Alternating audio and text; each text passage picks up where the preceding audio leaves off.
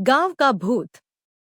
उत्तर भारत के एक छोटे से गांव धनपुर की आबादी मुश्किल से 500 रही होगी।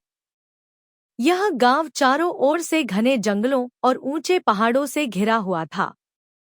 गांव के लोग सरल, ईमानदार और धार्मिक प्रवृत्ति के थे, लेकिन उनके दिलों में एक डर हमेशा बसा रहता था, पुराने कुएं का भूत। गांव के बीचों बीच एक प्राचीन कुआं था, जिसे कोई इस्तेमाल नहीं करता था। कहा जाता था कि उस कुएं में वर्षों पहले एक औरत की आत्मा बस गई थी।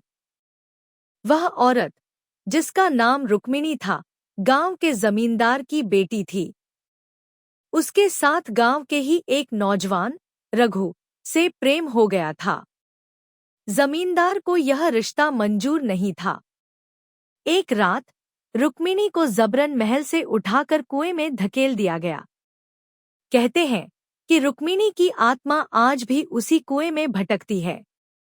हर पूर्णिमा की रात कुएं के पास से औरत की चीखें सुनाई देती थी। लोग कहते थे कि जो भी उस कुएं के पास रात में गया, वो कभी लौटकर नहीं आया।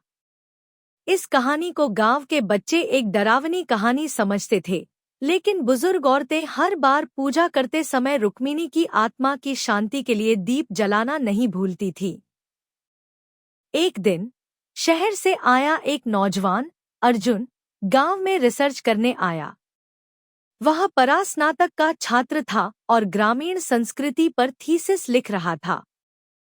जब उसने गांव के लोगों से कुएं और भूत की कहानी सुनी, तो उसकी जिज्ञासा बढ़ गई। वह उन कहानियों पर विश्वास नहीं करता था।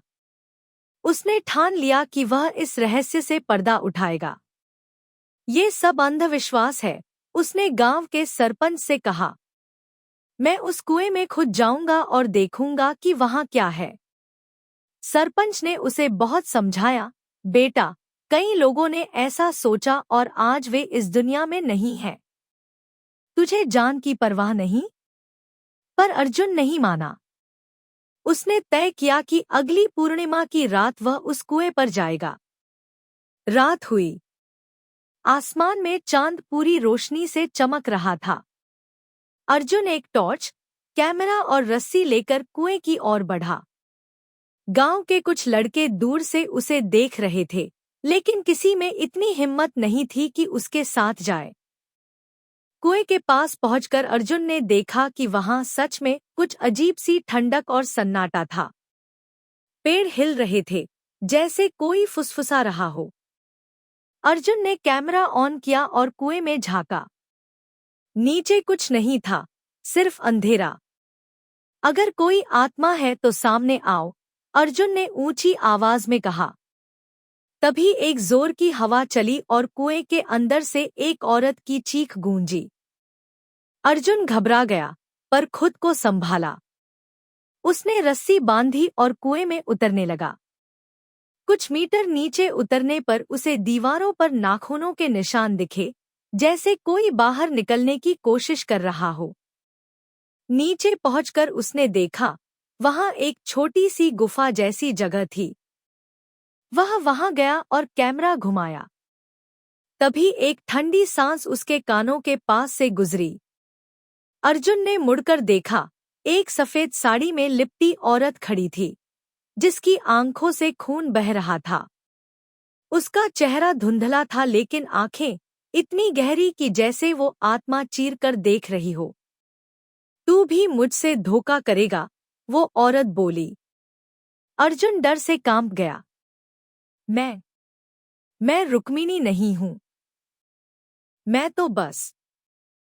मैं रुक्मिणी हूं, आत्मा ने कहा। मुझे इंसाफ चाहिए। मुझे मुक्ति चाहिए। अर्जुन को समझ में आ गया कि ये आत्मा बदले की आग में फंसी है। उसने ठान लिया कि वो रुक्मिणी को इंसाफ दिलाएगा। अगले दिन गांव में सभा बुलाई गई। अर्जुन ने सबके सामने जमींदार के पापों की कहानी बताई, जो उसे गांव के एक बुजुर्ग ने सुनाई थी। उसने कहा कि